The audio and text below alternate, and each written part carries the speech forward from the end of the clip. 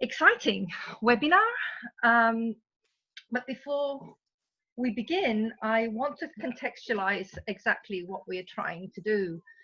I am sure you all remember the old world, the real world, where we met people in real life. We were allowed to stay close to each other and we didn't worry about droplets. Remember? Well, in that world, a few months ago, we decided to kick off a seminar on what we called the death of monolingualism. My department is the University of Bologna's School Department for Interpreting and Translation, where we train translators and interpreters.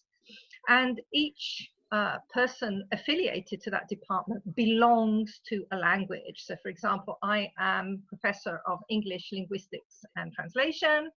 I have colleagues who are professors of Chinese linguistics and translation, or Russian linguistics and translation. So basically, we are seeing language, or in my department, belongs to the world in which language is perhaps stored in a box in our brains, where I've got English over here, Italian over there, French back there, and I don't know where my German's gone, let alone my Latin. So that's one way of looking at languages, in little boxes.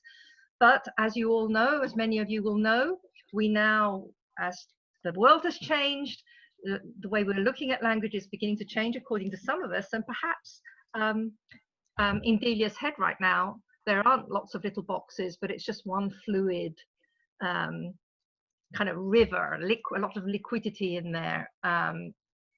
So what we're trying to do in this group, of seminars was look at how languages, whether languages were more fluid or whether languages were still in their little boxes. And we got as far as inviting in real life a bunch of experts from different parts of geolinguistic areas. We'd looked at Russia, for example, and we'd looked at the liquidity or the fluidity of languages in Russian. And English always looms overhead, right? Global language. English is always looming overhead. Because of course, if you see languages as in little boxes in our brains, you will also think that you pick out one language from a box in society when you need it. If you see it as something fluid, you're rather than picking out, that fluidity is going to come across in society as well. Okay, this seminar was meant to be the closure of this group of seminars, which halted very quickly at the end of February because Italy went into lockdown before the rest of Europe, at least, and before much of the world, just after China. And so, yeah, this comes right after Russia, if I remember correctly, and the other speakers never materialized, of course. But we have three very exciting speakers in this webinar, and they might look at first sight rather different. I'm sure you all looked at their abstracts, beginning with Loredana talking about Africa, followed by Philip looking at English in Brexit land, and finishing off with Li Wei in Stratford, a part of London, very dear to me, looking at different written styles of language. I see them very, very similar, because through the three talks, I read society and I read politics, and I am very much looking forward to this. I'm also very happy to see three people without masks. I'm sorry I can't hug you or kiss you or offer you a drink, but one day, hopefully. Right, before we kick off, again, just a little tiny bit of housekeeping. One, please do keep your microphones off and your video cams off. We're going to keep our faces on screen. I shall tell you why, because as many of you I can see, and I know your names, colleagues will know by now, it's not easy teaching into or lecturing into a blank screen. So I'm going to be here smiling and nodding and doing back channeling basically to keep us making sure that they know that we're listening. That's one. Two, there is going to be a chat on your on the right of your screens. So if you have questions, please keep them going throughout the 3 talks. And each speaker is going to talk for about 15 minutes. And we're going to have questions at the end. As there are so many of you, we're not going to have live questions, but we're going to get them take questions from your chat. And thank you, Adriano. I can't see you anymore. Adriano Ferrarese, who's hiding somewhere, is here. There he is. Hi. He is going to be monitoring your questions, and I don't know how, by email or WhatsApp or Facebook or whatever, he's going to send me those questions. I think I've covered everything, and so we will begin right away with Loredana Polezzi, who Loredana and I go back a long time. Loredana Polezzi is professor, at the moment is Professor of Translation Studies at the University of Cardiff, and she is interested in new cultures, how culture is produced and circulated and consumed through languages, but above all, kudos, she is the PI in an AHRC Council grant, Transnationalizing Modern Languages. CI. Oh, CI. Okay. The eye-wateringly sum of £1.9 million, which isn't too bad at all. So I'm going to give the floor to Loredana, and if you'd like to share your screen, we'll kick off. So thank you, Loredana. So first of all, thank you, Delia, and thank you for the invitation. And it's a pleasure to be here. And yes, indeed, one of these days, hopefully we will be able to hug each other again. Let me share my screen, indeed. So we should be able to get to, you see that my PowerPoint is on the right page. Here we go. And there. Can you see this? Hello? Okay. No. Just a second. Yeah. Okay. Yes. Okay. We're there. Let's just get it. Right. Okay. So as I was saying, thank you for the invitation. And let me start with, well, besides the thanks, with a caveat, a very quick caveat. When I'll be talking during this brief presentation about translation, please do understand that to be a shorthand for both translation and interpreting in most cases. I will not every time repeat translation and interpretation or interpreting, because otherwise it would get a bit of a mouthful. I want to start by telling you a story, and throughout this this chat, I will tell you a few stories. So the first story I want to tell you is the story of a doctor, an anesthetist. Her name is Teresia Shivera. She's Namibian. She works in Namibia, and her first language is Rukongali. The second language, which she learned as she was going through school, was Afrikaans. And then, of course, her training and now her profession also are carried out largely, but not entirely, through English. And the story I want to tell you quickly is the story that she told me about how she became a doctor. And actually, it's a story about language and about mistranslation. Teresia, early on in her life, contracted malaria, and one day she was in a health center in rural Namibia, and there was just a cloth between her and the patient before her who was being seen by the doctor. That patient didn't speak English, the doctor did not speak the language of that patient, and Teresia remembers sitting there and thinking that everything was going wrong in that consultation because of the lack of proper interpretation between the two. And at that point, she said, she decided that she had to be a doctor. Now, the story of Teresia is really interesting because it's my entry point into precisely what Delia was talking about. The fact that language, the question of languages, plural, the question of multilingualism, the question of translation, is a question that ultimately is political. I didn't put it in this PowerPoint because it had to be short, but I often have my favorite quotation from Antonio Gramsci, the Italian philosopher, who said that every time the question of languages or language raises its head is because what's really at stake is the question of cultural and political hegemony. Now, today in our world, if we think about language and multilingualism, or if we forget to think about them, what is at stake are issues, risks, implications to do with inclusion and exclusion, with citizenship, with human rights, and ultimately with life or death. If we think of the present moment, such a complex, difficult present moment. Of course, in the age of COVID-19, inclusion and exclusion in terms of health communication may indeed mean literally life or death.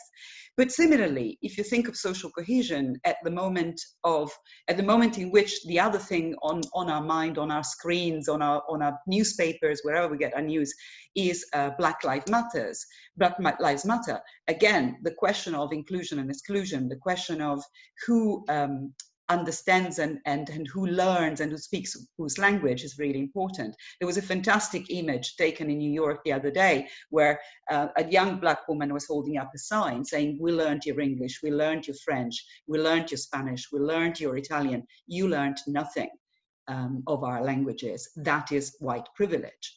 So with these things in mind, let me tell you a little bit more. So as Delia said, I was we're just concluding that project of a project called TML, Transnationalizing Modern Languages, and then after that, TML Global Challenges.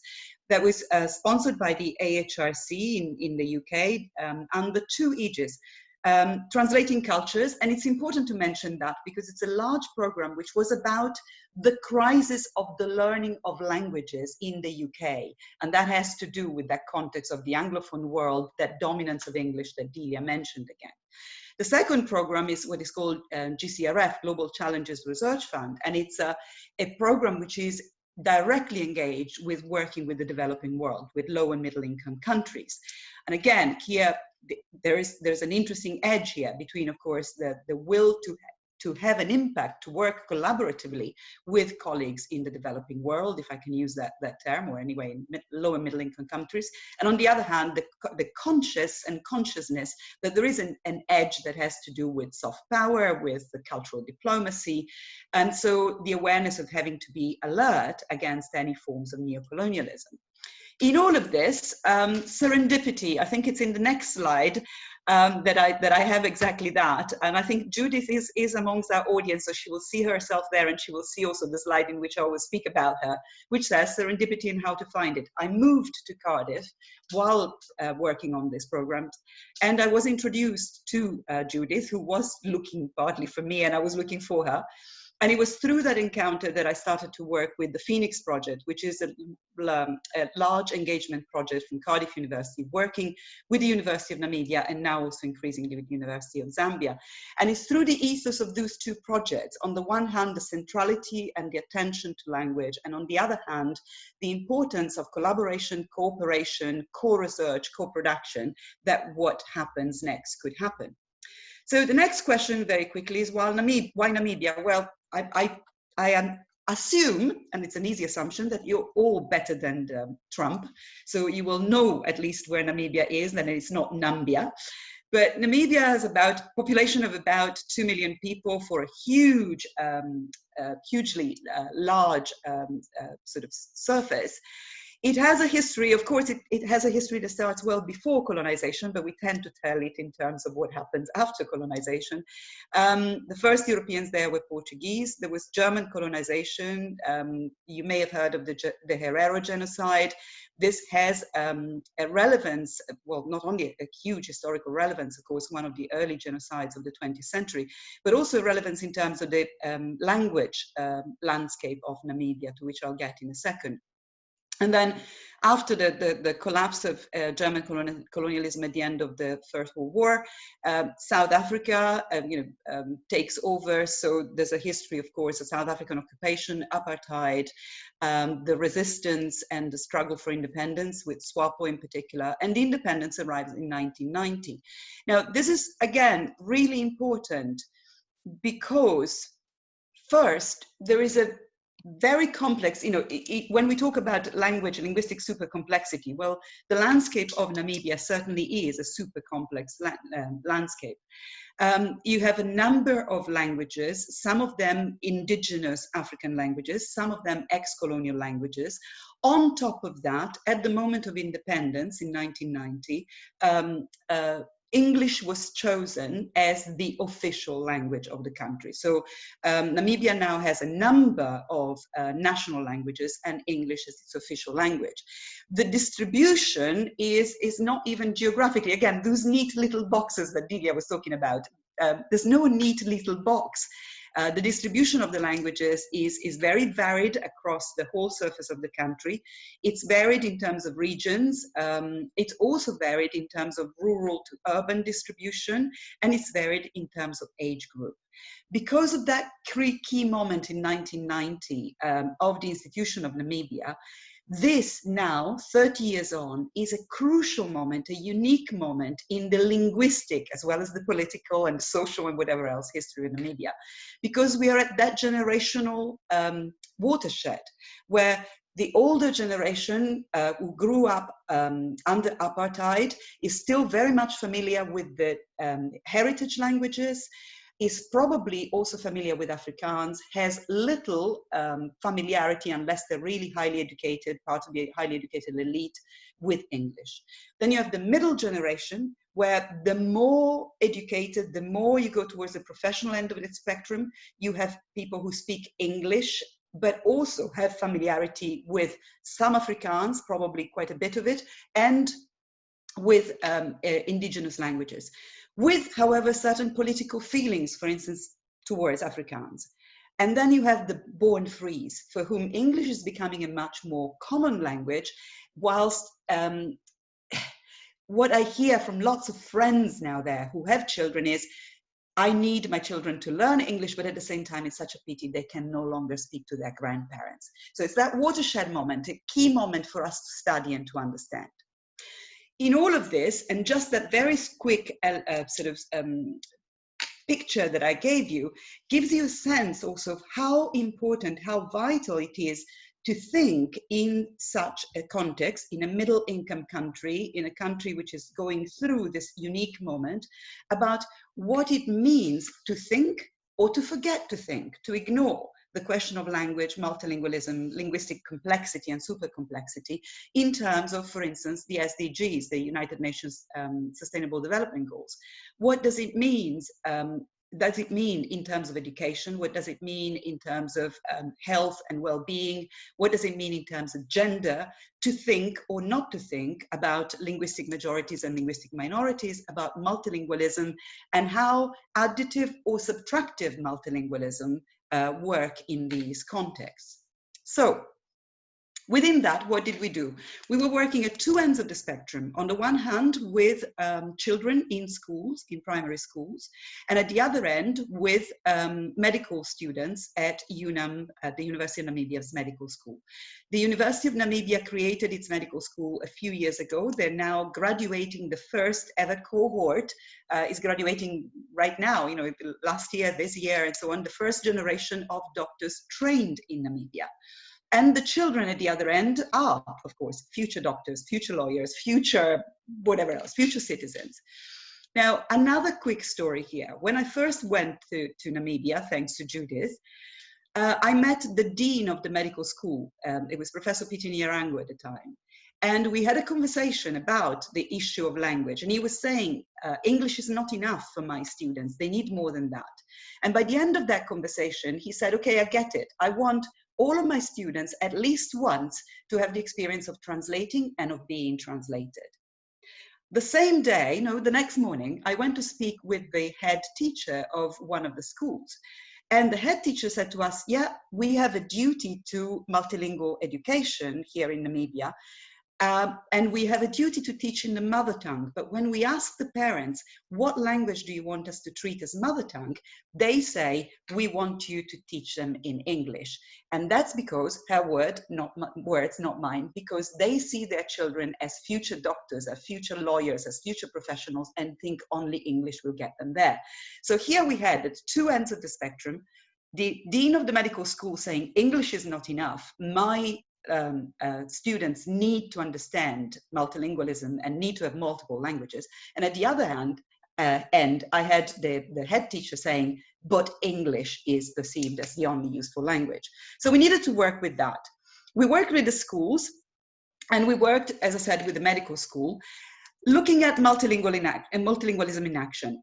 This is the reality of Namibia. That picture you see on your screens is of me asking in a classroom, which was not of language students, let me clarify this, how many people here speak 4 languages or more? And that's the number of hands that you get up with 4 languages or more. When you ask how many speak 1 language, that's zilch, 0, who raise their hands.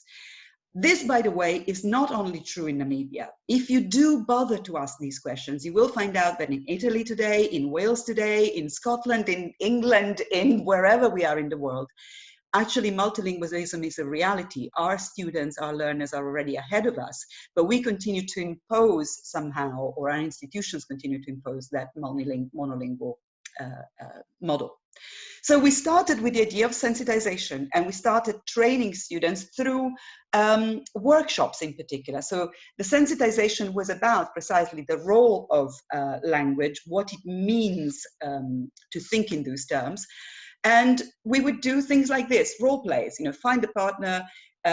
One of you is the pharmacist or the doctor, the other one is the patient, the other one is the interpreter. We have to have someone observing, 1 or 2 observing what happens here. Through that, in 10 minutes, phenomenal things came out. These are some of the key comments that came from these students. Remember, these are medical students, they're not students of culture, they're not students of languages. They started instantly to talk about the translators, interpreters, remember, I'm talking about the 2, the struggle about being neutral. A big debate, of course, in translation studies, but something that they immediately started to talk about.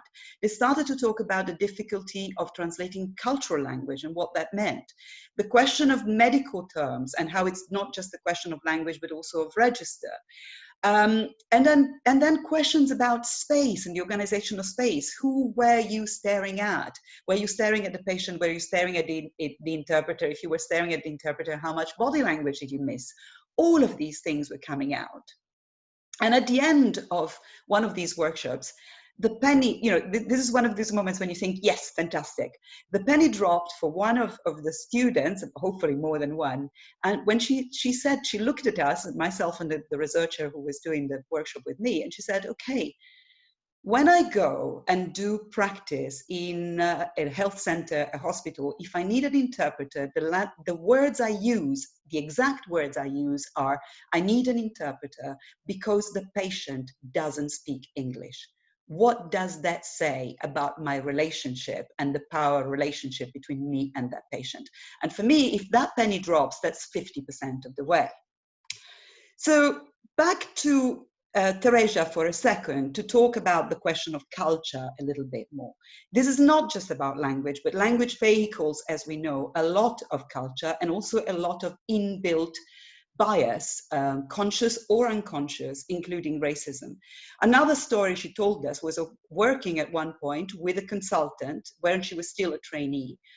A consultant who was not Namibian and a consultant who had been working there for a very long time. And she noticed that except for immediately after surgery, he was prescribing very little pain medication. Eventually, she brought up the courage to ask him to query that. And the answer she got was, her words again, not mine, these people do not feel pain.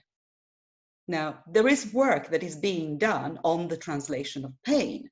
But this is an important example of how not paying attention to language, and not paying attention to language not just in terms of the technical terminology, for instance. It's easy when thinking about the medical field, for instance, to think of translation as mostly an issue of terminology. Well, it is not. It is also a question of how people react, how people feel, embody, communicate illness, pain, mental well-being, or the absence of it. So what next? There is an attempt now to build some of these issues of sensitization to the question of language in the curriculum at UNAM. So before and then during or after the training and the placements, but we're also bringing it back home. And thanks to Judith again, the researcher who was working with me on this field has been doing now, I think for 3 years, if I remember correctly, a session, for instance, every year on these issues, using pretty much the same materials in the medical school at Cardiff University. Because again, if you think about it, and this is one of the fallacies, multilingualism is not just a question of the developing world. There's hardly any places, I think, in the world which are as multilingual as a hospital, you know, a National Health Service hospital in the UK and elsewhere in Europe. And again, COVID-19 has made that very clear. So to finish, well, we've also been working from co-researching and co-learning. We've gone to co-teaching. Cardiff has been running, we've been running now a MOOC, an online course on working with translation. And for the past 2 to 3 years now, we co-teach it from the north and the south of the world with colleagues from UNAM. And that's important too, again, in terms of the assumptions, the prejudices, the biases that are built or not built. We've had, this is a map of one of the courses, we've had 45,000 plus people taking the course so far in 6 or 7 rounds. We've also been able to embed some of these principles in documents, policy documents, such as the Salzburg Statement for a Multilingual World, which I was one of the co-authors and signatories to. And from TML, we created a policy report, we produced a policy report on language education in particular, querying the way we talk about languages, those labels, foreign languages, mother tongue, native speaker, which continue to biologize and normalize and naturalize a monolingual paradigm. And for me, ultimately, and this is the end, all of this goes back to the idea that we can't afford not to think about language. So for me, it's a campaign against what I call language indifference, starting at home with our own research projects and our own research programs and our teaching programs. And translation is too important in the sense to be left only to translators. So take it out there, whether it's to lawyers, to doctors, to health workers, or to anybody else who wants to listen. And that's it.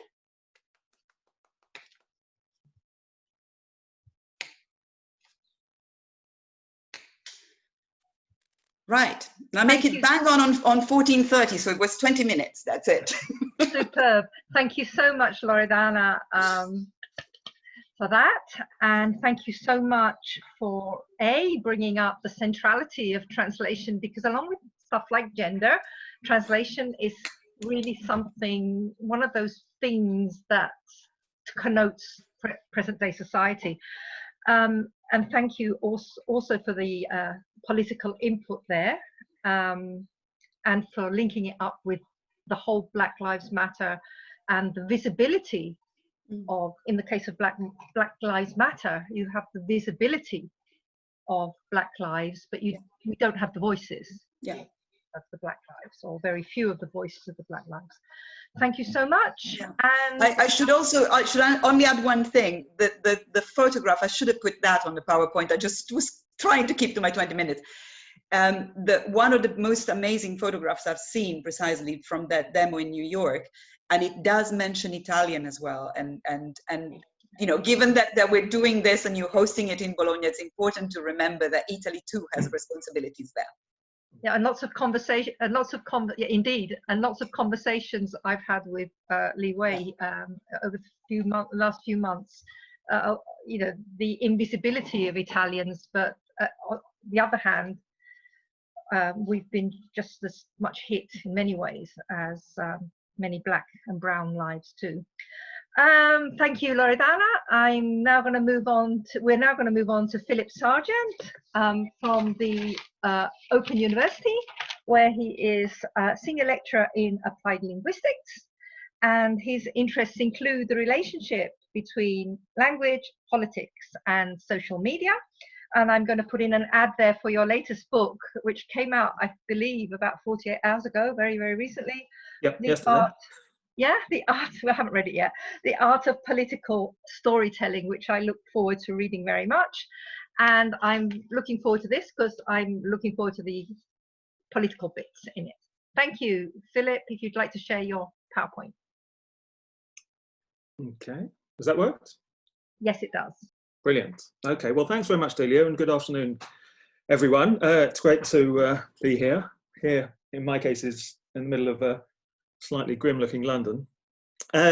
What I'm going to talk about today is, I'm sorry, it's Brexit. In many ways, I expect, well, here in the UK, we're terribly fed up with it, and yet it persists. But okay, put that to one side. That's what I'm going to talk about, I'm afraid.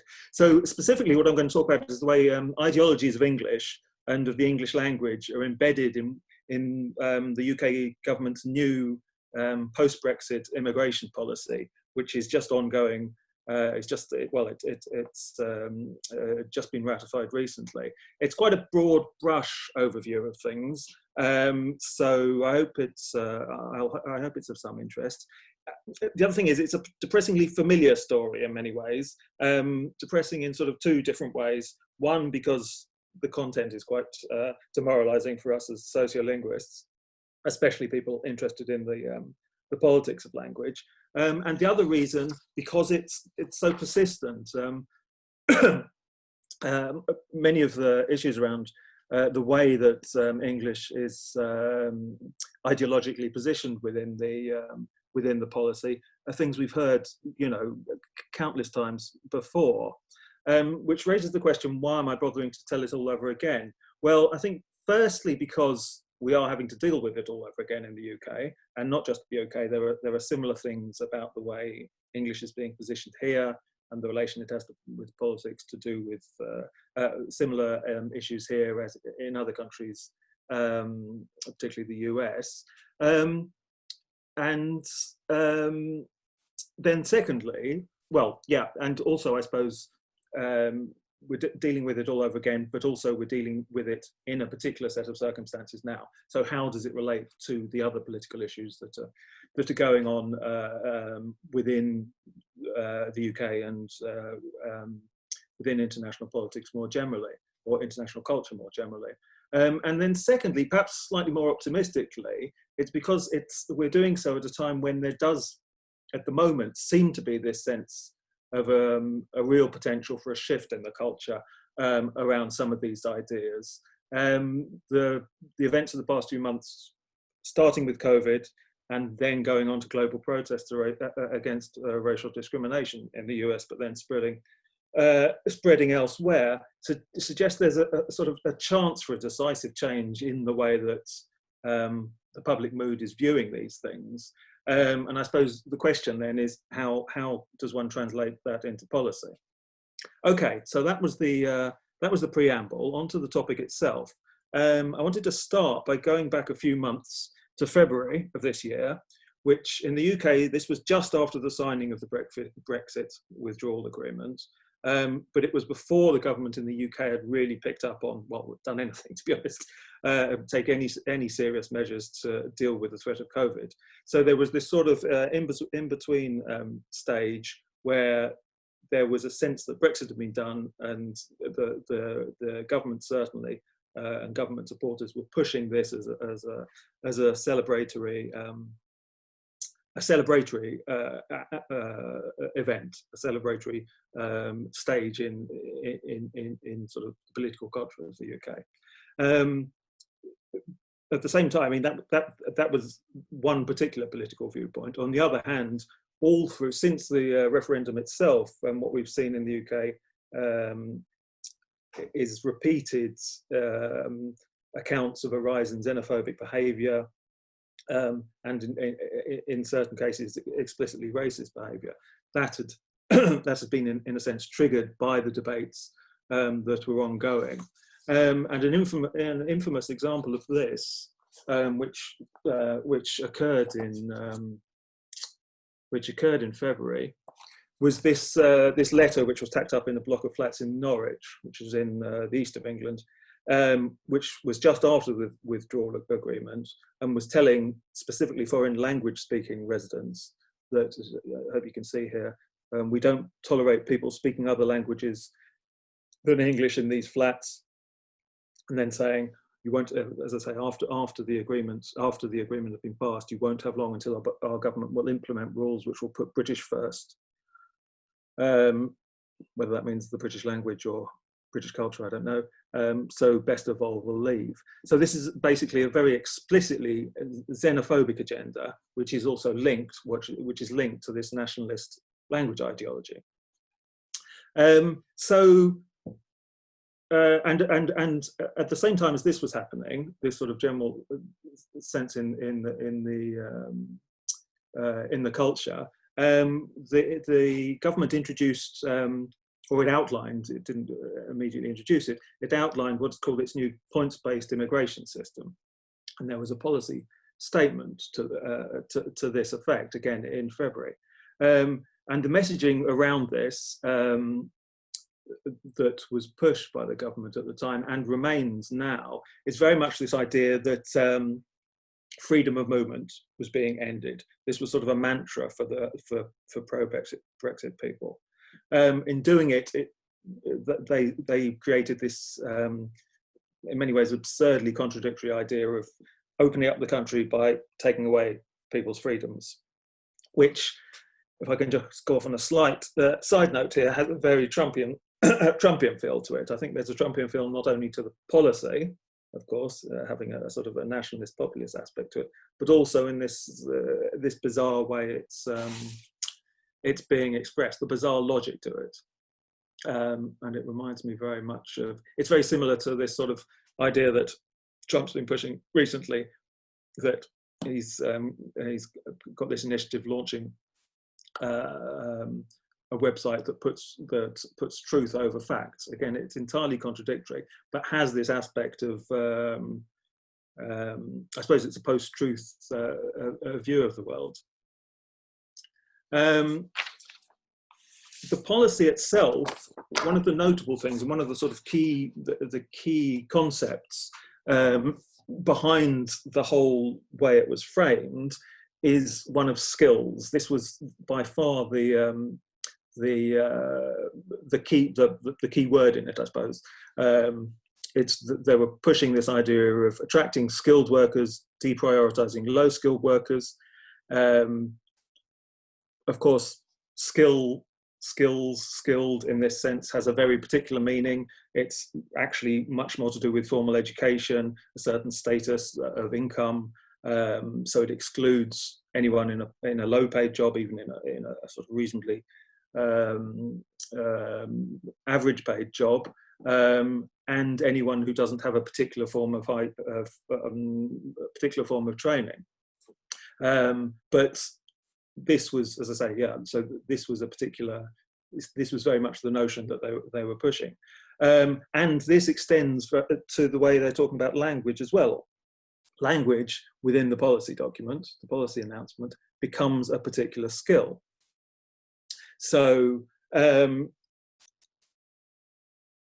English skills in English are explicitly stipulated as necessary for anyone wishing to come and live in the country. So, for example, it says here, actually, let me go back to the previous. Yeah, people need to have required skill level and that they speak English. There are only a handful of references to this in the statement, but I think what's notable here is firstly the fact that they're only sort of, it's a very crude and very straightforward presentation of the idea of English skills, and the fact that it's simply presented as a common sense issue. It's presented as a common sense issue, firstly, that an idea of what speaking English means, but also that it's absolutely vital for being a skill to participate in English in British society. And as I say, so it crops up 2 or 3 times in the document, never explained any more than that. And what's also, I think, of note is that then this same common sense positioning of the notion is then picked up by, well, not picked up, is then repeated verbatim by the press. So there's no critical critical qualification of what it might mean. This is from The Guardian. It basically just repeats what was in the policy statement. And so, I mean, there are a number of problematic issues for any of us studying sociolinguistics. There are a number of specifically difficult issues around this. Anyone who's studied world Englishes, for example, will know that determining what counts as being able to speak English, even what counts as English itself, is far from straightforward. In the government's case, of course, they're relating it to a particular test, so it relates back to this notion of qualifications and skills. The other thing is it assumes it deprioritizes the idea of learning the language. One has to have it already. One can't come and learn it. Anyone who knows anything about learning, language learning, will know that a certain immersion within the linguistic culture can be a highly valued part of the learning process. And also, coming back to Delia's point right at the beginning, it's this idea of simply knowing a language. It's in a particular box. There's no sense of communicative skills, no sense of what type of linguistic resources or anything like that. And I suppose one wouldn't necessarily expect all that within a policy document, but at the same time, as I say, it's all of this is erased under a very, very simple notion of knowing English. But what the idea I wanted to focus on in the second half of this is particularly the history of the country. The history of the country as that of the UK, as is now, as that's qualified as an English-speaking country, because promoting English and just English whitewashes a huge amount of history and a huge amount of culture. And what we're currently seeing in the UK at the moment, in the last few days, last few days, and indeed all over the world, is this an engagement, particularly with this idea of what counts as our history, how we view it, and how we specifically how we memorialize it. And so one of the sorry, I've missed something. Okay, one of the discourses that people have been putting forward on the right, particularly, is this idea of the removing of statues, which is happening, as I say, all across the world, including in the UK, as being a process of erasing history, or possibly rewriting it.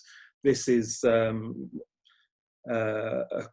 headline from Sarah Vine, for any of you who don't know who she is, fortunately for you, she's married to Michael Gove. If you don't know who he is, even better. And so, yeah, it's this idea that that by removing prominent memorials to a particular aspect of history, in this case slave ownership, we're in some sense erasing rather than engaging with our history. And so within this sort of debate, it's always instructive to discuss which aspects of history people feel are worth defending, which aspects they're happy to overlook or fail to promote. And that's, I think that's the debate that's going on within this sort of these statute wars at the moment. And of course, it's this is the same. This is as true for languages as it is for anything else. We're seeing a little bit. There's a suggestion that this is having an impact at a micro level on some decisions. There's talk about changing the names of streets and so forth. The Mayor Sadiq Khan has suggested that, but it's also happens on a more macro level, how inclusive society is of different linguistic cultures. And of course, as Loredana said, when she was talking about multilingualism in places like the NHS or health centres in different countries. Despite this ideology we've got about English language skills being central to immigration, in the immigration policy, historically and culturally, Britain has always been fundamentally multilingual. And of course, the English language, as we speak it now, is very much a product of mixing different linguistic traditions. So if I can just go back to that slide from before, I mean, just for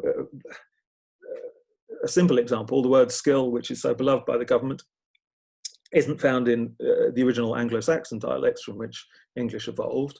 Like so much of the vocabulary, it was imported from a foreign language, from an overseas language, or with a community from overseas, in this case, Scandinavia. And of course, this is especially, and so, yeah, I suppose this is especially the case in metropolitan areas. Contemporary society is overwhelmingly multilingual. I'm sure, to an extent, this is probably what Leeway might touch upon when he's talking about Stratford. But even if I were to walk from my house to Leeway's house, which is probably about 4 miles across London, and not a particularly historically diverse part of London, I'd encounter, I don't know, scores of different languages written on shop fronts, being spoken in the streets. I mean, it's embedded within the culture. But what I briefly wanted to focus on here and now, since we're talking about history, is and re-examination of how the UK at the moment is making visible its history, is just sort of point out again, as I say, in a slightly broad brush way, some of the historical context for English in Britain, just to put it in a perspective. If one's looking, it depends how one conceptualizes history here, of course. But if one's looking from a wide perspective, English has only been a very recent adoption in Britain. So here we go. You'll have to put up with my slightly shaky diagrams here. So people have been living continuously on the island of Great Britain for about 12,000 years. And the Anglo-Saxons, which is taken as the beginning of the English-speaking period, only came about the 5th century AD. So we've had English as part of our history in the UK, or on the island of Great Britain, for less than 1,600 years out of its 14,000 years. And the linguistic, as I said, mentioning the word skills, the linguistic identity of Britain was then formed by successive waves of invasion and immigration. In those the early parts of its history, well, prior to the Anglo-Saxons, there was the Roman invasion, with people bringing their languages from various different parts of the Roman Empire. Then the Anglo-Saxons, then we've had the Vikings, and then notably, in 1066, the Norman Conquest. And even then, I suppose, what do I want to say? The Norman French that came in with the Norman Conquest was such an important part of the linguistic ecology of the ruling classes in Great Britain, in England, that English didn't start getting used until Henry IV's time, which is about 1360. So basically, we've had English spoken on the island of Great Britain for this very, very short period of time. Now, of course,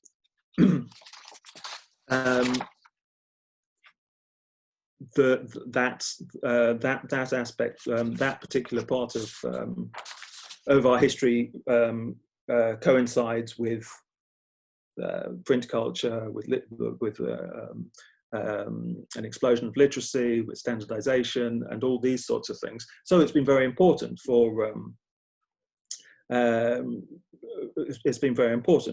for the notion of the British nation state.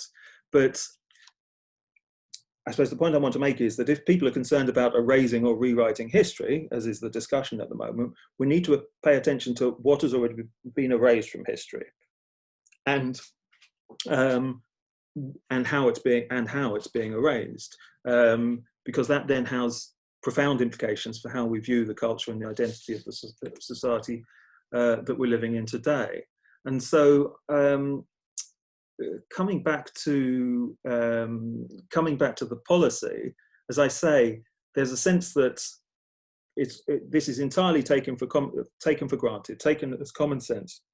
It's unembellished that English is only is the natural or necessary part of being being part of British society. And yet this comes at the same time as not only are we seeing these huge debates about which history we should be foregrounding, whose history, and so forth, but also on the back of a different public discourse about the valuing of what, within these contexts, within these terms, are low-skilled workers. Those workers who, at least at the beginning of lockdown, were essential to keep keep society going. Yet, despite this, the bill actually went through Parliament a couple of weeks ago. We're still getting this rhetoric about the importance of speaking English. So at the moment, we're seeing this sort of possible divide, a polarization of different views. The government pushing one idea, backed by a particular section of the population, and yet at the same time, this large awareness of diversity, including linguistic diversity. And again, I think Loredana pointed it out. An important point to make is that it's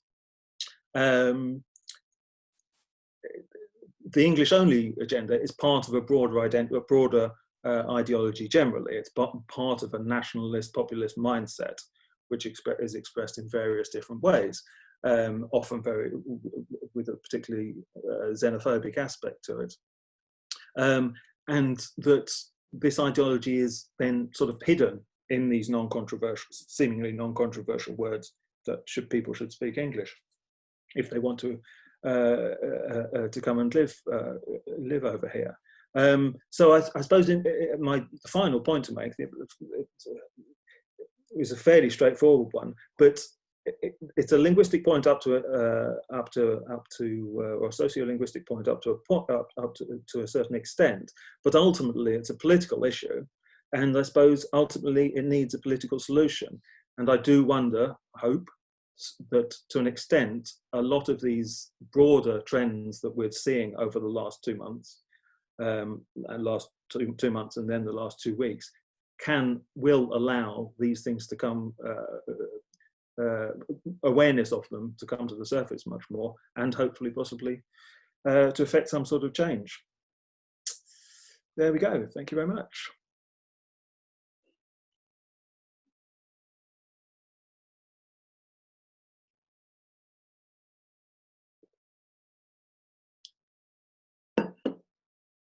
You've got your microphone. You're muted still. Sorry. Thank you so much, Philip. Thank you so much. Thank you. Both the talks so far have been extremely timely. I thank you for introducing the word polarization. Again, another timely word. And thank you for dovetailing so much into what Loredana had said previously.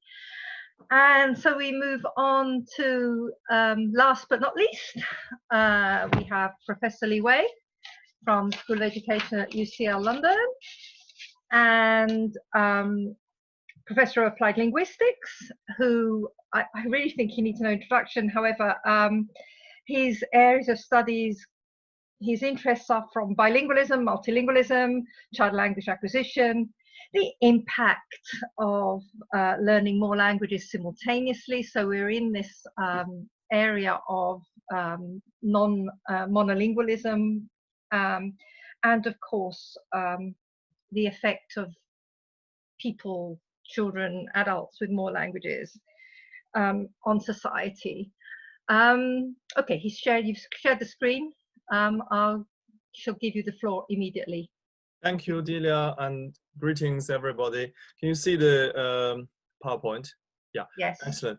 So my talk today is really an invitation to all of you to do more research on the underexplored sociolinguistic phenomenon of handwritten signs in the public space.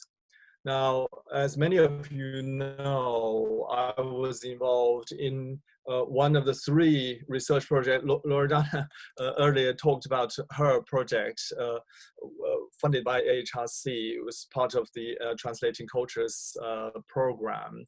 And I, myself, and colleagues listed here on this slide were involved in another large project in the same program, looking at linguistic and cultural transformation in super diverse wards in 4 UK cities: Birmingham, Leeds, Cardiff, and London. The London site was led by myself and Zhu Hua. We looked at, it was based in Newham, the most ethnically and linguistically diverse borough in Britain, with over 100 different languages spoken there. We did sociolinguistic ethnography in community business, community sports, community arts, and community socio-legal services. On top of that, we also gathered social media data as well as linguistic landscape data. And this is what I'm going to talk about. I'm going to use some of the linguistic landscape data that we gathered to discuss the issues I'm talking today. And the data were collected primarily in the ward of Stratford and Newtown. It's commonly known as Stratford, which is regarded as the capital bit of Newham. And of course, most famous for the being the host location of the London Summer Olympics. And you see there are 2 major shopping centers.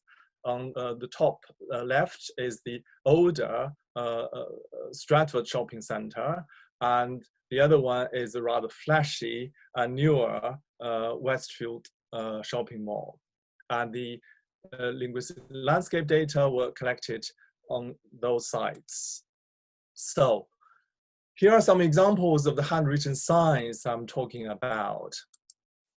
I'm sure you have come across many of these in different languages there.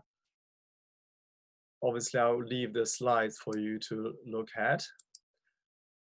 And there are many and many and many.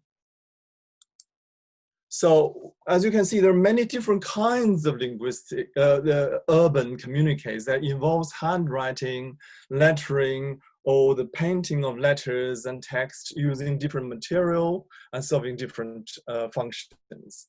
The ones written on paper or cards are the ones that we are particularly interested in this study. And they're only a subset of these urban communiques. And we notice the link between the primary function, the temporality of the notice, the text density, and the location of the signs. So these are really very complex relationships between these factors. And the interfaces between these and the other aspects of urban communiques, the function, text density, physical location, are certainly themes for more detailed and systematic exploration in linguistic landscape research. It's really underexplored. We also noticed the link with sociocultural changes of the place, and that is really our primary interest in this particular study, including policy changes regarding urban regeneration, and I'm going to talk more specifically about that. Initially, as you would expect, we were interested in the visibility of multilingualism in Newham because it's a very diverse borough. And certainly from the earlier examples, you will see different languages involved there. But as we were doing this research, we realized there's really very little research, published research on handwritten signs in the public space. So we decided to focus on the indexicalities of handwritten signs, the meanings and functions in situ, and how they're connected to the socio-cultural transformations of the place, especially changes over time, and that's our primary concern. And methodologically, we also wanted to look at how people make sense of these signs. So we basically we took what we call participatory linguistic framework. As analysts, we're trying to make sense of how ordinary people who encounter those signs on an everyday basis, who made those signs, who police those signs, make sense of them in their own life. And we also acknowledge the social consequence of doing this research on policy and practice. So a little bit more about Newham and Stratford. As I said, Newham is the London Borough, and Stratford is the center where the Borough Council is located. Stratford became really well known during the Industrial Revolution as a railway hub. And you can still see some sites from the mid 19th century when it was, at its peak, it was a really, really thriving industrial, urban industrial center. And of course, it was featured in the opening ceremony of the Olympic Games as well. It remains as a key transport hub with multiple transport connections, including the Eurostar station. But from the 20th century, it really suffered very significant deindustrialization. In the 1960s, the Stratford Shopping Center was built in an effort to transform the area to a retail and leisure destination rather than railway hub and industrial workshops. And the effort continued till this day, but really boosted by the successful bid of the 2012 Summer Olympics in that part of London. The urban regeneration program started, as I said, in really quite visibly and symbolically with the establishment of the Stratford Shopping Centre, created in the 60s. It was meant to offer space for accessible, reasonably priced small retail outlets, both indoor and outdoor markets. It had a major facelift once the Summer Olympics bid was confirmed successful. It also brought some higher education institutions to the region in order to attract local students. So University of East London is located nearby, and Birkbeck College has a campus there. These are specifically for adult education. But the center is really dwarfed by the purpose-built Westfield Stratford City, it's called. It's on the other side of the road, and it's a major development with hundreds of restaurants and shops. These are international brands. They're not for local retail, small store owners. The Westfield shopping mall is a multi-billion-pound new development, and it's become a major tourist attraction as well.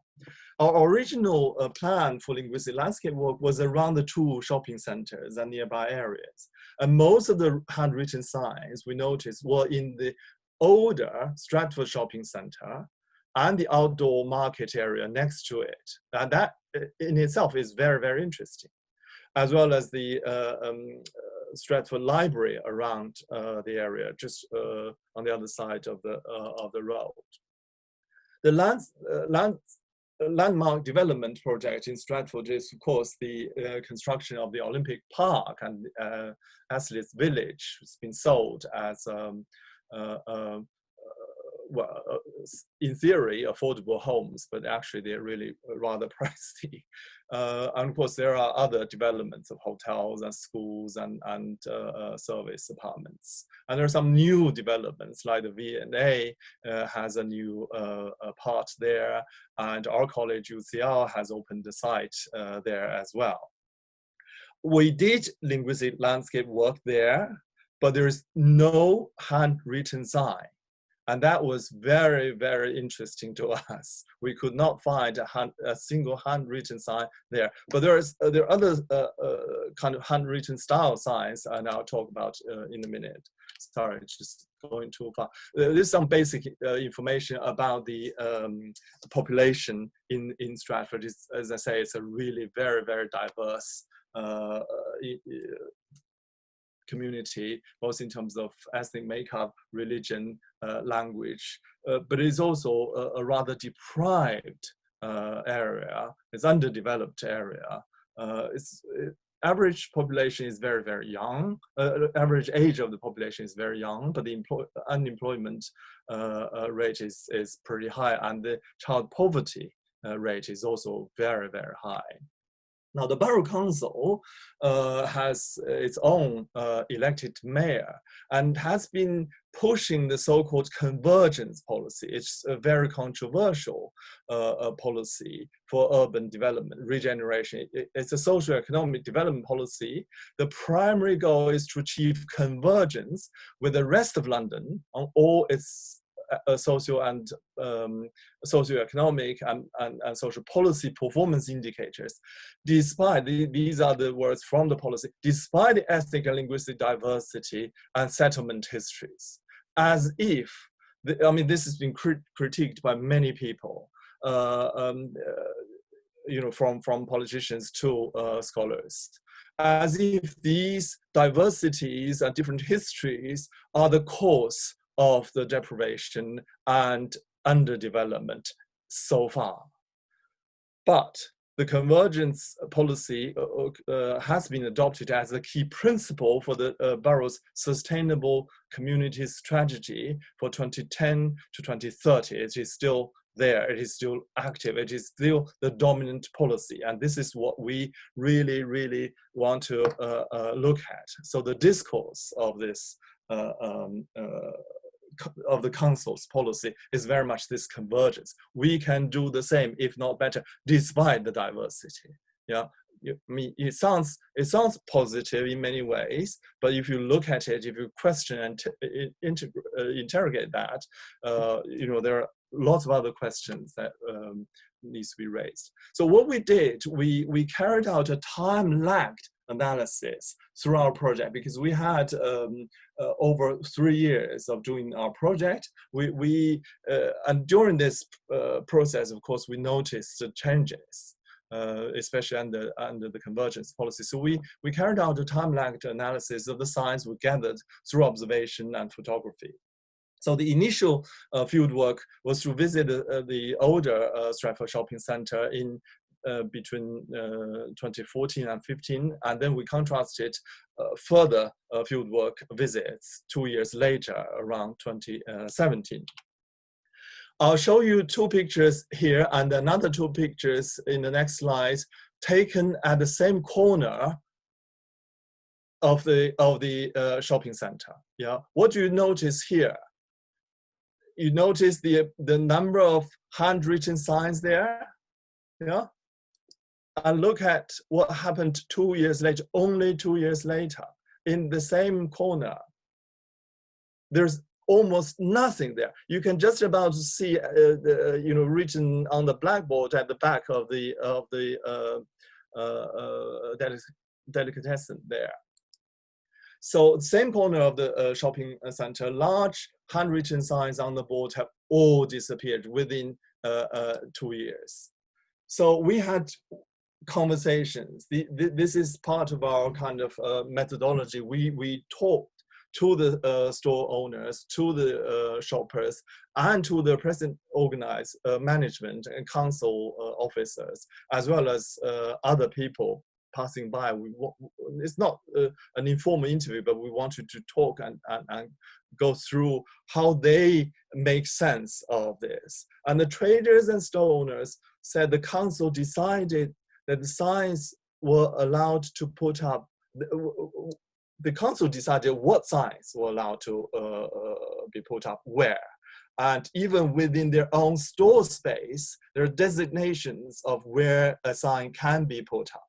And they have to be consistent in size and consistent in style, which basically meant they provided these designed cards and price tags and standard boards that the traders can write something on, usually just the price and nothing else, because that's not allowed. This is part of the convergence strategy of the council in practice. This is how it's implemented in reality.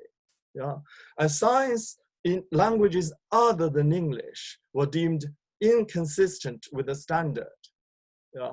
And there were actual people who were managing the site, the shopping center, actually said, well, we don't know what's written there, you know, and we need to know because, and they gave us reasons like security and safety and all that, you know, and we just thought, what are you talking about? But that was the reason for them to get rid of the handwritten signs. And ethnic store owners said they had to use alternative ways to attract the attention of customers of a particular ethnic or linguistic background.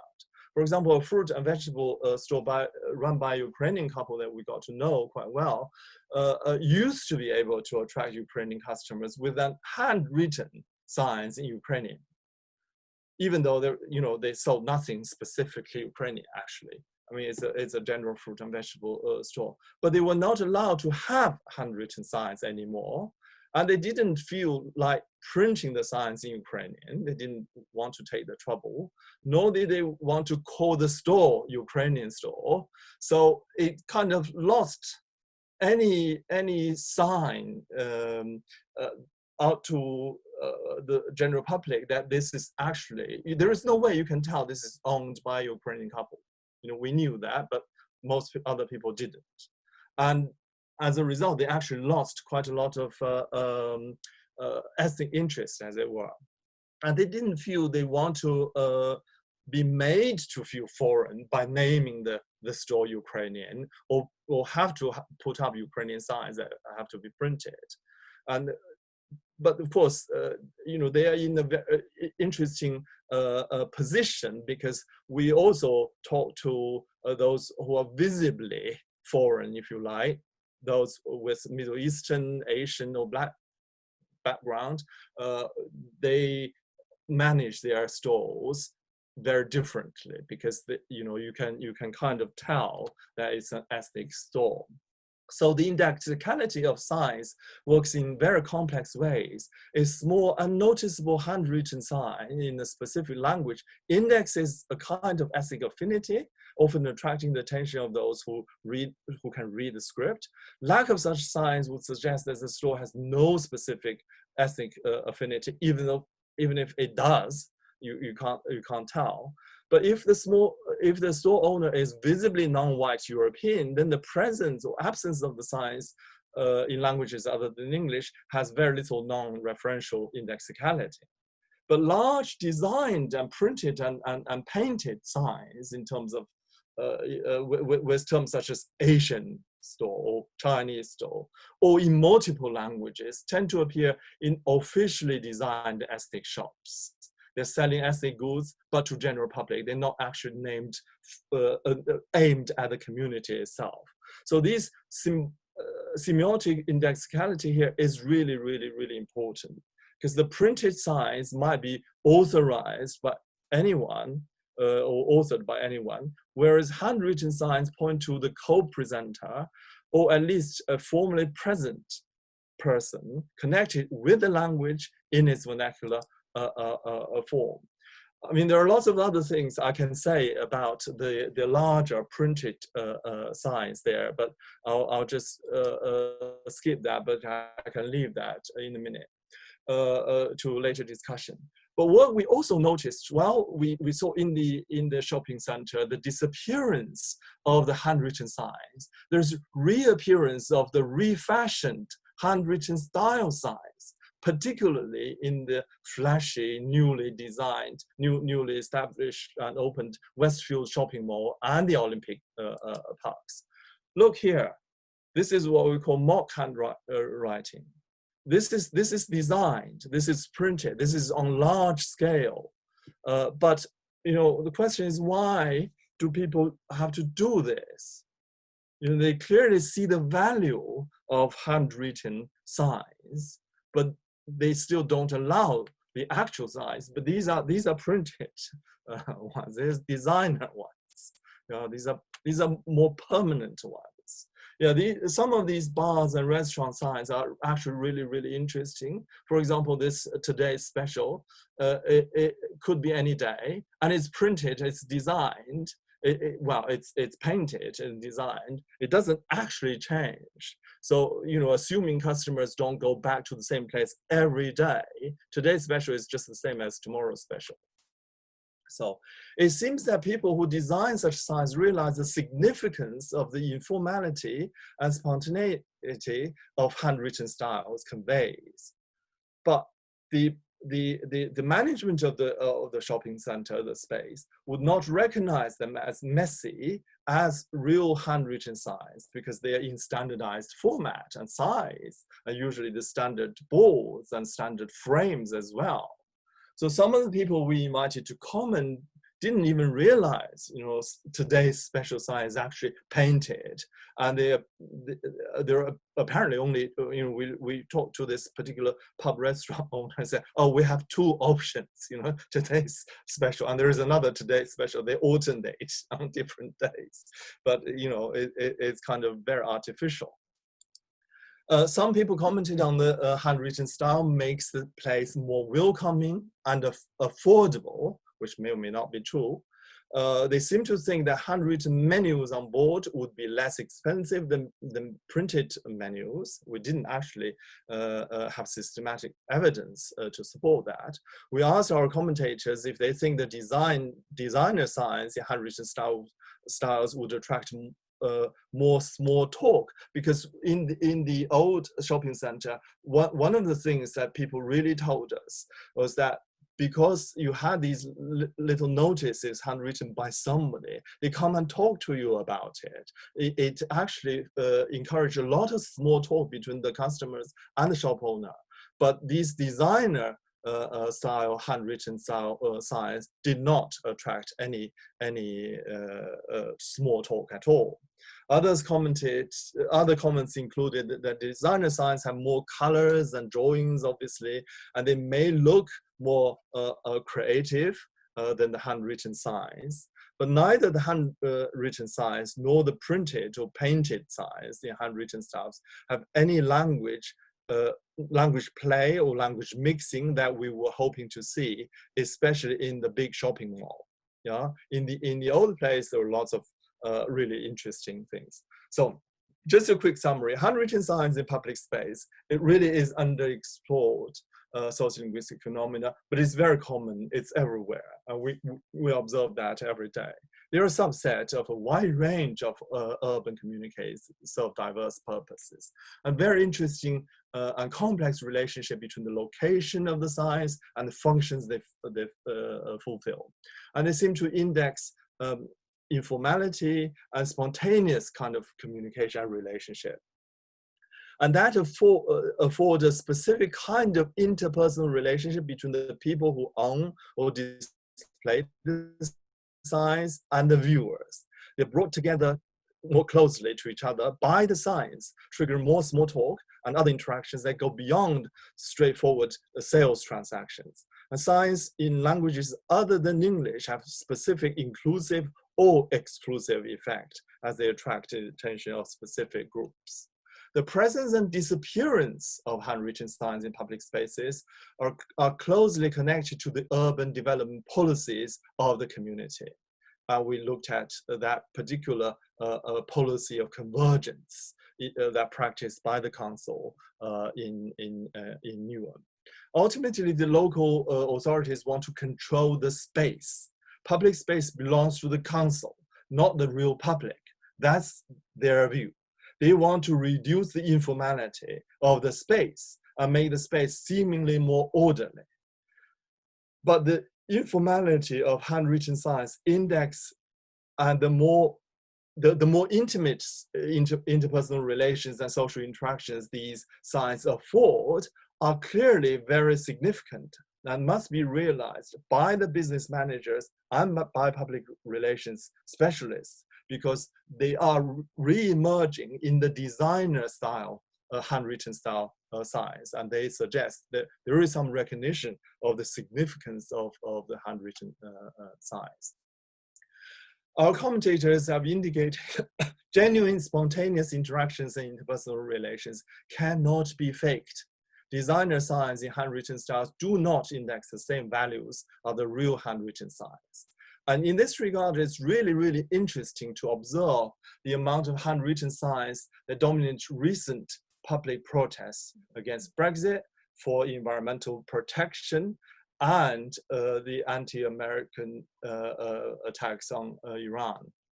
Whereas the pro-Brexit demonstrations, for example, had only printed signs and banners. That was a really interesting observation.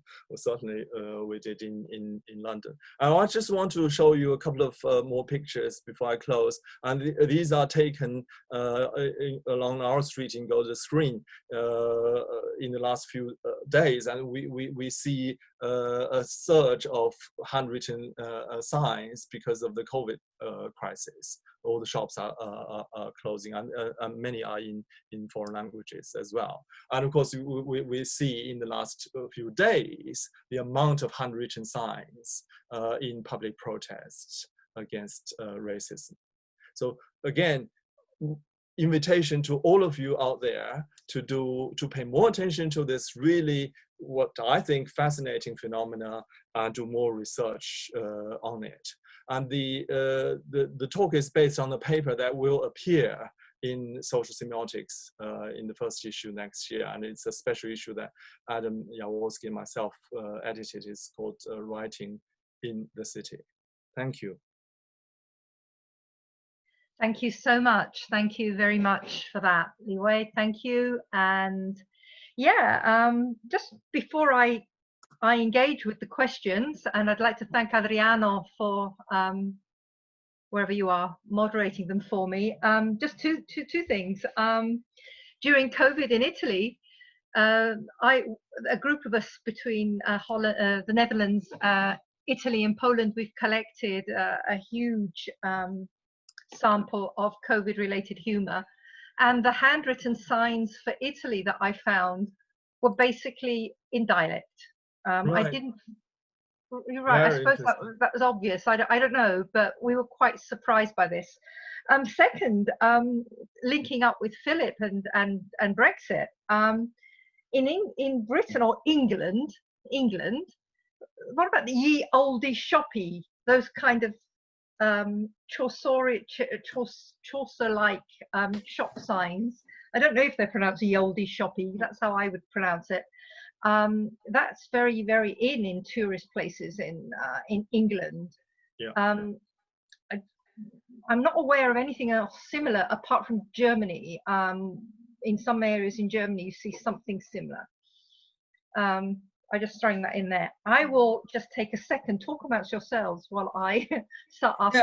If I can add, it's not just England. I was thinking, I mean, in a different way, and not necessarily just the handwritten, but that attention to the policing of space and that linking of the question of identity, the economics, the discourse of economics, and to an extent the discourse of securitization. There was a famous case or infamous case in Italy a few years ago when Lucca was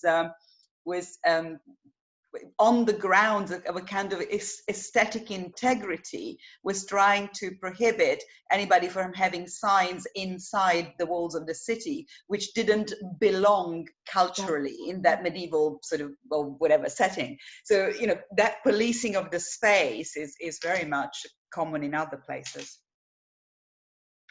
Okay, so I'll kick off with questions, and I'll kick off with one for all of you from Frank Monaghan. I'm not sure if I'm pronouncing your surname correctly.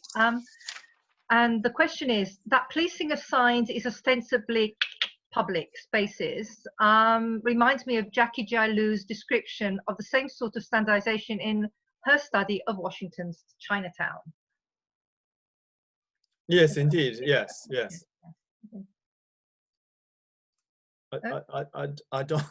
I'm not sure whether I want to comment. I mean, I agree. Yes, absolutely. That was more of yes. an observation, perhaps. Yeah. Another one for everyone from Joe Firmer Worrell. The British government certainly try their hardest to create the image of promoting diversity, whilst demonising any language besides English, including Welsh. Again, an observation. Any comments on that? Well, if I can on that one, I mean, the question of Welsh is interesting. And of course, and I saw an earlier comment in the chat by one of my colleagues, by Claire Guerrara, on that, and the way in which Welsh functions also as a reminder of other forms of nationalism and that dialogue.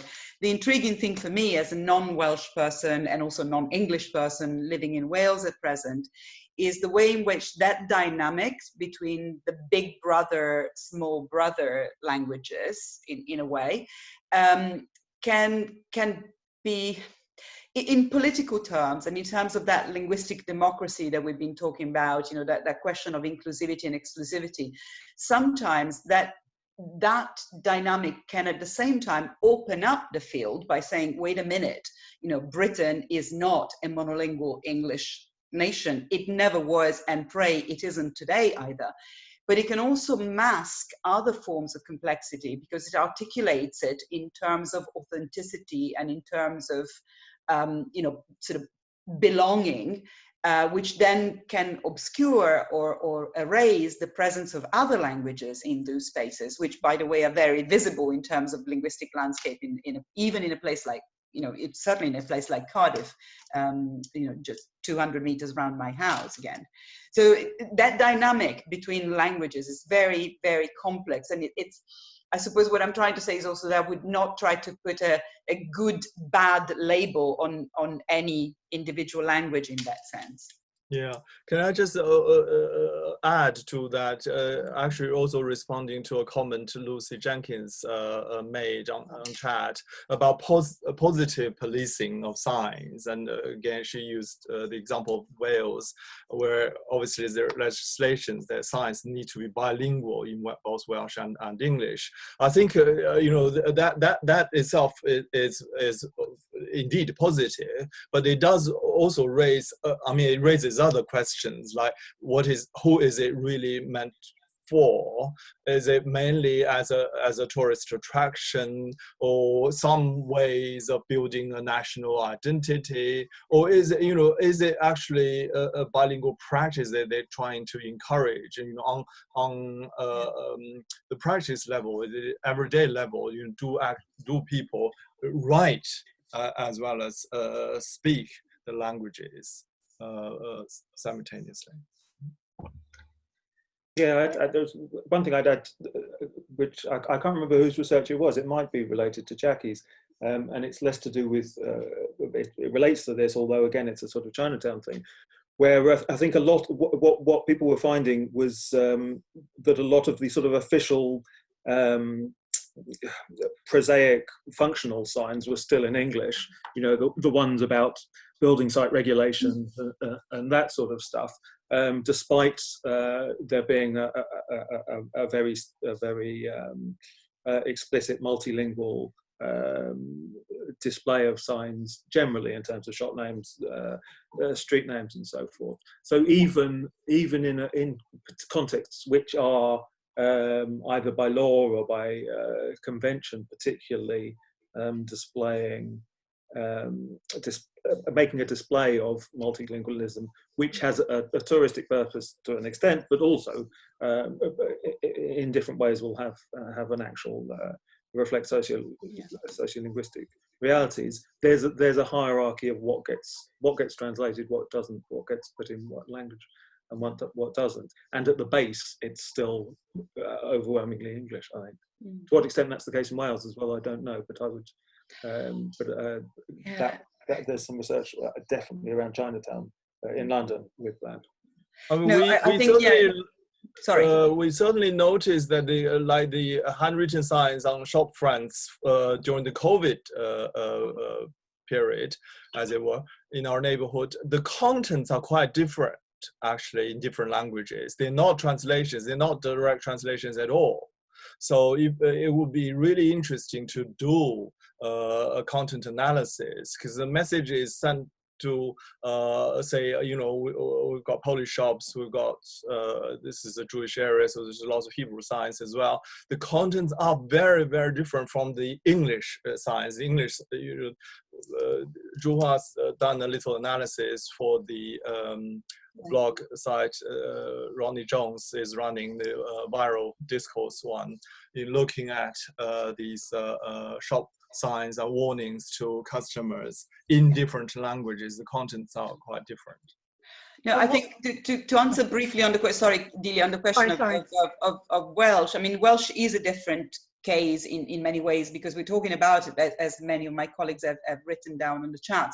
It is a multilingual country. It is a bilingual, an officially bilingual country. So the status of signs and the status of the use of the language and the status of language in education is a different matter from some of the examples that we've been talking about. Nevertheless, again, it's not by chance that the word translanguaging was created in Welsh and to speak about what the Welsh speakers do. Yeah. It's because, again, it's not about some kind of monolithic, to return to your image, Delia, two boxes, one here, one there. That is not. But what this reminds us again is how much the political discourse and then with that, the skills, again, the idea of the skillification of languages and the way that it gets reduced to that. But on the other hand, I keep thinking of Anne-Marie Fortier's work on the citizenization of language, that identification between citizenship and the speaking of a language. All of those things are in this spot. And what is so interesting is that incredibly complex indexicality that Li Wei was talking to us about. You have to look, every time you look, you see the multiple indexing that goes on with what is up there. Yeah. May I, without wishing to lower the tone of this too much, in Groningen in the Netherlands recently, visiting the red light district, there were really, really interesting signs there, and the most interesting signs were "We speak Dutch." Yeah. Okay, so yeah, but that says such a lot about how that industry has changed in the Netherlands, and each shop has had the languages that the workers spoke, but very few had "We speak Dutch." Okay, one question for Philip here from Eric Walt in Germany. Hi. Considering that all English as a second language tests, ESOL tests, are currently based on the Common European Framework, is England coming out of that as well? I have absolutely no clue, I'm afraid. I mean, I think that the details of all these things, I don't know the answer to that. But I mean, as a general observation, the details of so much of this is still very, very much at the level of ideology, and policy is lagging behind and being retroactively tried to fit to the ideology. So I'm not sure the answer. Okay, then I have a question for Li Wei from Frank Monaghan again. Oh, it's yeah. Stratford also pops into Chaucer's Canterbury Tales as a place where the prioress learned her French. So bilingualism not such an issue in merry oldie England. Again, an observation, I think. Yes, I saw that actually. Yeah, thanks, Frank. And then Eric says she spoke French most daintily after the fashion of Stratford on the Bow. Yes. A question for everyone. Language use from Claire Gorara. Language use affiliation is also linked inextricably with politics of devolution. And again, Welsh is a vibrant and increasing national treasure in Wales. Also, prioritization of language as national identity. Loredana, perhaps. Yeah, no, so that's the comment that I had seen, and I was referring to earlier. So yes, exactly. I think that there's a fantastic opportunity, and in a later comment, Claire, who is one of my comments and my colleagues and with whom I work very, very closely, that she was talking about the fact that indeed there is a half-open door, and the point is to try and use that recognition and that success story in a way that opens up the door further to what she calls creative multilingualism. So the idea is not to stop, in a sense, at that binary opposition or that potential tension or antagonism between English and Welsh, but rather precisely to go towards an analysis of the complexity, of the real complexity on the ground of how people use languages. And that's where I think, you know, the work that we've all spoken about has so much in common. What we're talking about is, please, can we look at how people live, at how people communicate, rather than, you know, Philip was talking about, it drives us all mad about that simplification, that kind of common sense knowledge of, you know, can't we just have one language, you know, wouldn't it be, and I talk about that as this, as to me it's almost like a recent version of the perpetual myth of universal language, you know, that Umberto Eco wrote about years ago. That idea of, couldn't we go back to a pre-Babylonian state where everybody speaks the same language? Wouldn't that just be easy? And wouldn't it be fantastic, because translation is such a bore and it's such a cost, and, you know, and it's such an investment. But that is not, that common sense way of thinking about it forgets what the complexity of culture, behavior, social interaction, political and whatever else discourses that are inherently part of language and language use. So I think, you know, it's a long way from where I started with Welsh, but the point is to find a way, again, I think it was Frank or someone was saying, how do we destabilize that notion of English? How do we destabilize all notion of one language? You know, because that's the old, it's the one language, one culture, one nation, that's where it takes us back eventually. Indeed. Yeah, I mean, I think that idea of nostalgia is fascinating because it's very much related. A lot of these English only or English policies, for example, are very populist ones. They relate to a broader national populism, and of course, national populism always builds on this notion of nostalgia, this creative notion of nostalgia, this imaginary nostalgia, take back control, make America great again, and so forth. And as I say, it's picking out a particular type of history, a particular imaginary moment of history, and assuming that is real history, that is the history of the country. I think the other interesting thing is this goes hand in hand with what we're seeing again, going back to the UK very specifically. So with the various COVID restrictions, there were different restrictions for different parts of for the four nations, and so you had these imaginary borders being put up because of the different policy stipulations, and that's, again, that sort of does tie in a way with what the London-based, the English-based centre of power in the country is promulgating with these very simple common sense ideas. Yeah. Okay, a question from Eugenia Diegoli. Would you say that in multilingual signs, that's a silly way then, would you say that in multilingual signs, different languages or even different writing systems fulfill different functions? They certainly can. I think we need to. I guess I'm really interested in the details of the signs, who they're aiming to speak to, and especially if what seems to be the same sign is available in different languages simultaneously. They tend to fulfill different functions, actually. There is a tendency of that. They rarely, certainly the handwritten ones, I mean, rarely parallel translations of the same, getting the same message. They really, really rarely straight translations.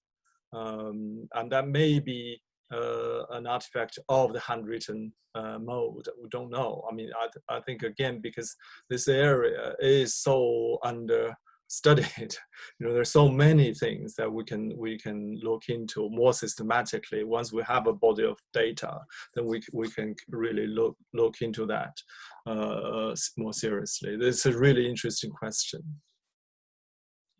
Hang on, I'm opening a screen. Here it is. For Marigrazia Sindoni, for Li Wei, put in perspective, it's interesting to observe how handwriting has dramatically changed over time in terms of standardization.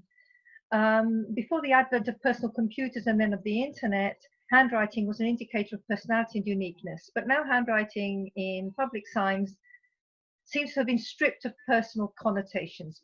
Would you say that creating a regime for handwriting is a consequence of digital writing or are other ideologies here at work?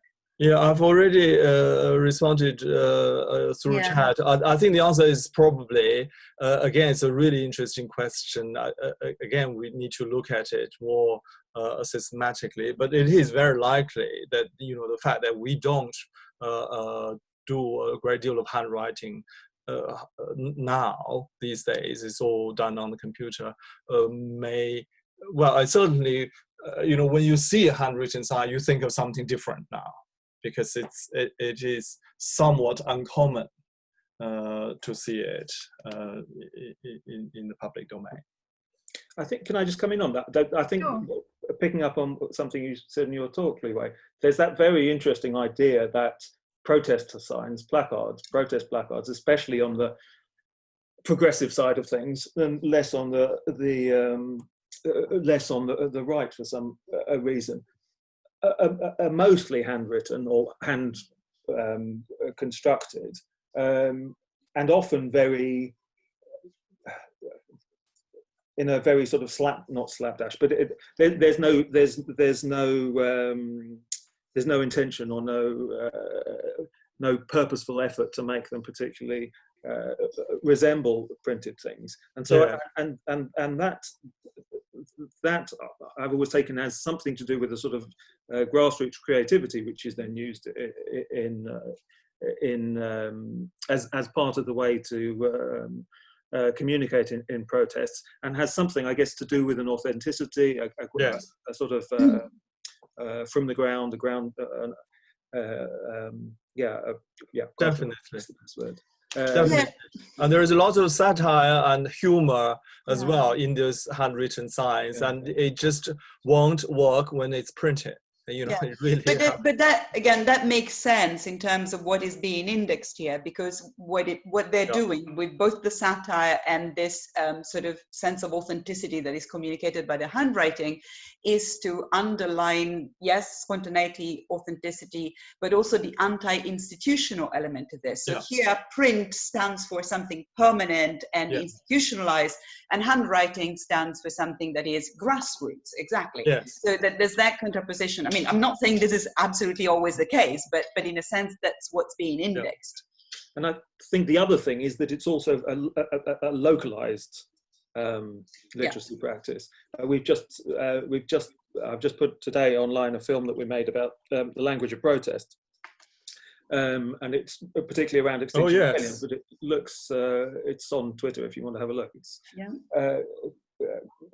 And one of the notions we went in with, I think, or the slightly common sense notion, was that naive common sense notion, if I put it that way, was that English has become an international language of protest in the way that it's become an international language of so many other things. But actually, talking to people, looking at more detail, I don't think that that's the case. It's used occasionally for certain things, to catch the attention of the media and so forth. But on the whole, local protests are very locally, even the ones that have a international spread internationally are locally positioned, and for that reason often use local languages. And again, possibly that relates to your idea of a less institutional, grassroots versus institutional, with English in an international context, in a non-Anglophone context,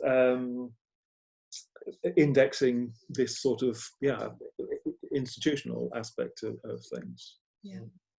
That's interesting. It sort of links to something that I was looking at, which is a comment by Nikita that's asking us about multilingualism and morality. I'm not sure about morality, but I've been thinking a lot about multilingualism and ethics, and in a sense, that idea that by using a language which has local roots, you're also participating in community at a level that Michael Cronin at one point was talking about denizenship rather than citizenship in the official way, for instance. So that level, that idea of belonging and citizenship through participation, as opposed to whether it's blood or place of birth or whatever else, is very much part of that use of a local language.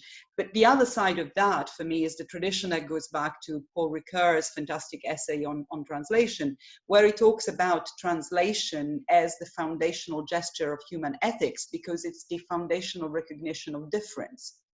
So you have no ethics without difference. If we all were the same, and if we all talked exactly the same, and if we all behaved exactly the same, there is no foundation for that. And he uses a biblical, being in that tradition, in that Western Christian tradition, Jewish and Christian tradition, he uses a biblical example by saying, the thing that makes, the things that make fraternity and solidarity, etc., and hospitality, he's talking about linguistic hospitality ultimately, an ethical and a moral choice is the fact that it is not simply natural. If Cain had not killed Abel, you could just say that fraternity is a natural-ish sort of occurrence. But the fact that there is that killing means that it becomes a choice. So it's that moment in which the recognition of difference and the recognition of another possibility moves us into ethics and into ethical behavior. So in that sense, multilingualism is very much linked to, I think, an ethics which is based not on assimilation, but on the recognition of the validity and the importance of difference. Yeah, and I think that's very interesting, because it sort of relates to another thing, in that the way that, again, as I say, because protest is often so internationalized these days, and yet it's still very much a physical act in a particular place.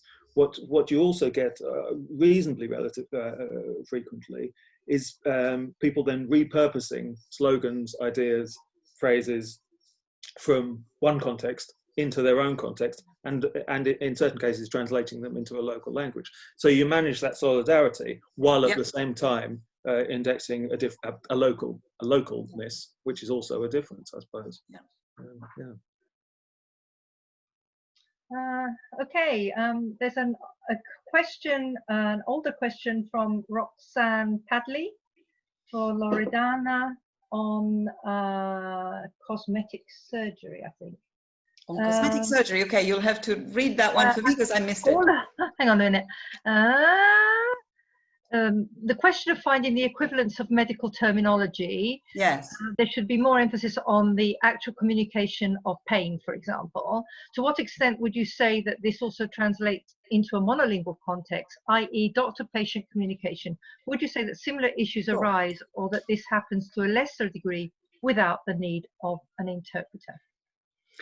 No, okay, so the mechanisms are partly similar and partly different, but yes, I think that there's, and of course in translation studies we do talk about intralingual translation, and there is a movement between a specialist language, a professional language, which is a language of medicine, and the language that can be used with lay people. And again, you know, lay people don't come in one box and one type, but they will have different levels of familiarity with technical terminology and so on. I think it's interesting, you know, that discussion. I was having that discussion with colleagues at UNAM because one of the colleagues there, Dr. Mbenzi, has now published a fantastic dictionary of technical terminology between English and Oshiwambo, which is the most commonly spoken local language in Namibia. But as he was doing that, he realized that it wasn't just a question of word for word or terminological translation. It was, you know, every time he was trying to do this, the question of the cultural translation and the transmissibility, if the word exists, that how to best transmit meaning and understand sort of an understanding between patient and doctor is what is at stake. If you want to put it another way, and to make this clearer, maybe it will help.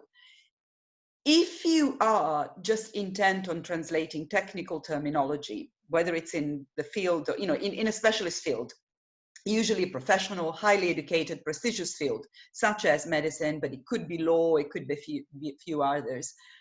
If you are intent on just translating that terminology, why are you doing it?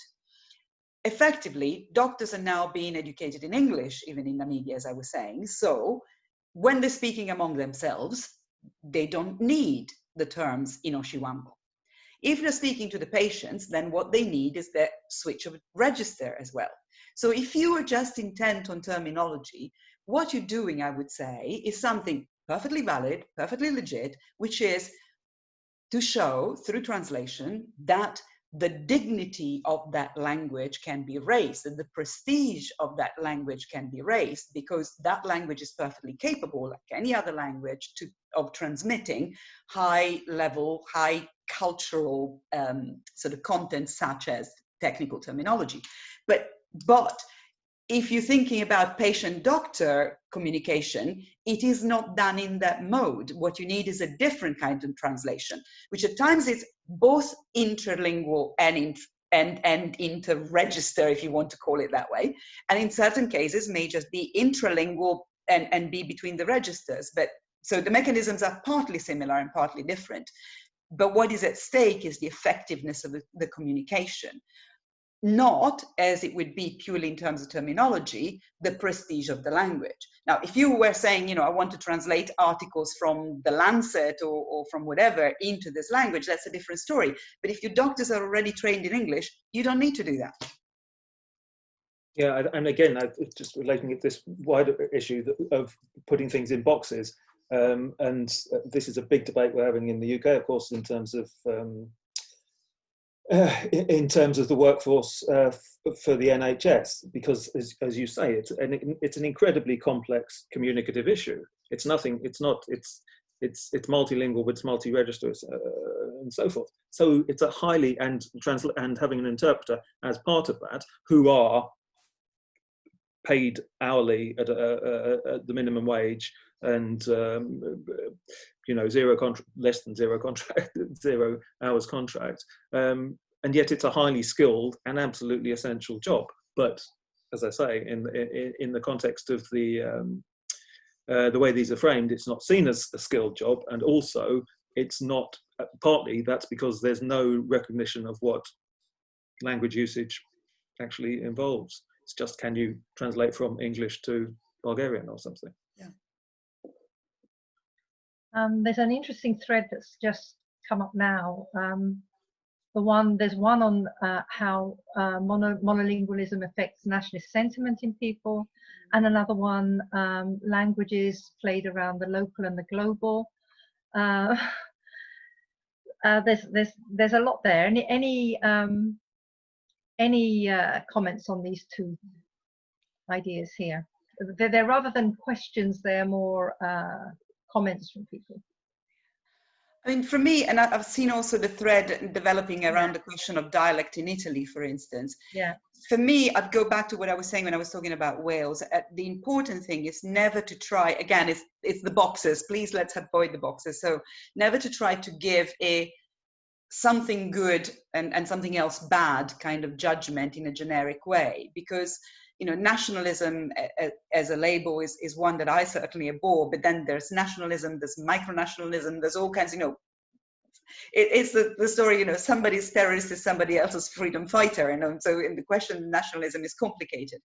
The landscape of Italy is really interesting, and it even in my own memory, for instance, the way in which dialect went from a kind of left-wing sort of recognition to being appropriated in Italy, in particular by the Leghers. Remember the moment they started calling dialects ethnic languages, and claiming that they should be, should have a space at the Sanremo singing sort of Italian song festival and so on. And now it is nice, actually, if we can see now pro-EU demonstrations that use a dialect. I don't think there's a contradiction there. We're talking about these multiple, precisely what Philip was talking about, these multiple senses of belonging, which are at local level, but also at transnational level, and are not mutually exclusive. So I think in terms of those dialectics, I think we have to be very careful that we don't simply say, okay, national language bad, dialect good.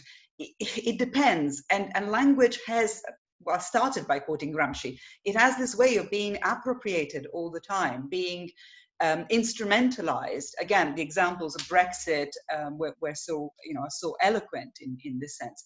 So just let's not put labels. I just, while you were talking there, I just thought of the Italian sardine movement. I don't know whether you know about yeah, this. the sardines, Loredana will, but one of the problems not living in an English-speaking country is that, we get all the news and we get everything from English-speaking countries, but how much you get from other countries, I have no idea. But it's a sardine movement. The signs, the paper signs were all handwritten with very few words, but pictures of sardines. Okay, and they were always on these rubbishy pieces of cardboard. And interestingly enough, picked up by Salvini. You know who he is, don't you? The leader of the Lega, the League, on Instagram, picked up with kittens and cats. So not lolcats, but cats that would then eat the sardines. Okay, so no words were necessary. Oh no, that's not quite true, because many of these pictures did have words, but they didn't really need them. But it's quite obvious what a cat does with a sardine. And it's 5 o'clock, so I'm going to have to round this up. And I would like to thank the 3 speakers for great talks and for engaging with the chat. Thank you very much for we had 113 participants at one point. Some of them have fainted or they've fallen asleep or gone.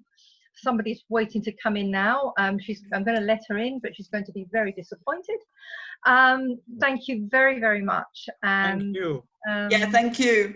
Well, thank you. And thank you, Adriano, back there, for attempting to for moderating the question. Thank you, Erica, wherever you are, for the website. And thank you, me, and thank you. And thank you, everybody. Very much. Yeah. Thank you again. Keep safe. Do you know if the chats are recorded? Chats? They should have been. Okay. Yes, they are. Okay. Brilliant. Thank you. Some of the comments are really helpful. Yeah, really. I haven't seen them. Yeah. Really inspiring. And have the talks been recorded, Adriano? Yes. Okay, so we'll put them somewhere soon. Thank you so much. Well, let us know where is. Yes. Okay. Thank you, everybody. Thank you so much. Thank you. Thank you. Nice to see you all. Yeah, bye-bye. have a good weekend. And hope to meet you in the real world next time. Yes. Bye-bye. Bye-bye. Grazie, Adriano.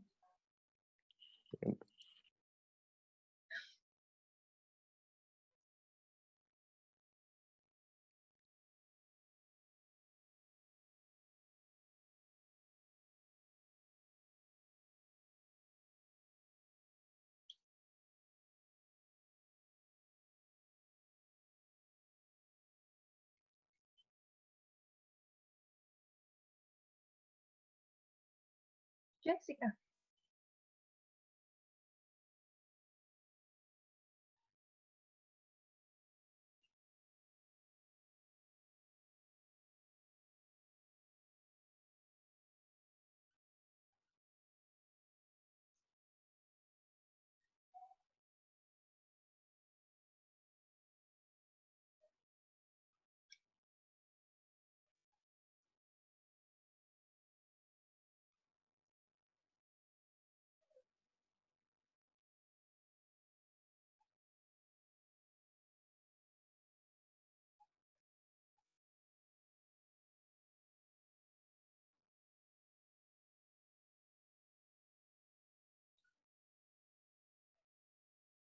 I think I'd close the meeting now.